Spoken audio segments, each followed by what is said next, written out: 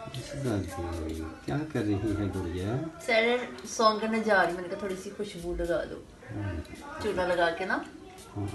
तो कैसा रहा आपका आउटडोर? जी आउटडोर पिंडी मेरा बहुत अच्छा रहा, बड़ा मज़ा आया।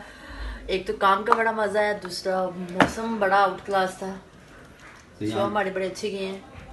तो यहाँ ठंड नहीं थी और वहाँ ठंड लेने गई थी? वहाँ ठंड लेने नहीं गई थी, वहाँ मैं ड्रामा करने गई थी, लेकिन मौसम ने भी हमें एंजॉय करवा दिया। तो इसका मतलब शादी मगर आदमी शादी है किसकी? शादी हमारे एक फनकार की हो रही है, लेकिन उसकी होती होती बीच में दूसरी लड़की आ जाती है, उसकी शादी आधी ही रह जाती है।